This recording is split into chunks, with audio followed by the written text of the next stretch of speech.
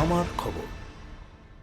গ্রীষ্মকালে রক্তের ঘাটতি মেটানোর লক্ষ্যে বোলপুর ক্যাটারার অনার্স অ্যাসোসিয়েশনের উদ্যোগে বোলপুরের ত্রিশূলাপটি বাঁশুড়ি অনুষ্ঠান ভবনে একটি স্বেচ্ছায় রক্তদান শিবিরের আয়োজন করা হয়।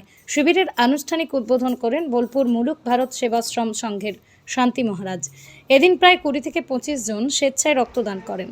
অনুষ্ঠানে উপস্থিত ছিলেন বোলপুর ক্যাটারার অনার্স অ্যাসোসিয়েশনের সভাপতি সুব্রত মণ্ডল, সম্পাদক অলোক সিংহ রায় সহ অন্যান্য বিশিষ্ট ব্যক্তিরা। সংস্থার পক্ষ থেকে জানানো হয়, গ্রীষ্মকালে রক্তের সংকট মোকাবিলায় এটি তাদের একটি ক্ষুদ্র উদ্যোগ।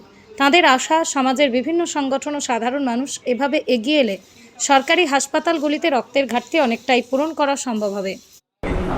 গ্রীষ্মকালীন যে রক্তের সংকট দেখা যাচ্ছে, সেই জন্য আমাদের বোলপুর ক্যাটারার অনার্স অ্যাসোসিয়েশনের একটা আমরা উদ্যোগ নিয়েছি রক্তদান শিবির করা। এই জন্য আজকে আমাদের এই শিবির আয়োজন করেছি এখানে। এর আগেও করেছি। আমাদের এটা 2005 সালের এই ক্যাটারিং অনার্স অ্যাসোসিয়েশন আমাদের স্থাপিত হয়েছে। আমাদের অ্যাসোসিয়েশনে আছে প্রায় 50 জন, ক্যাটারিং 50 জন।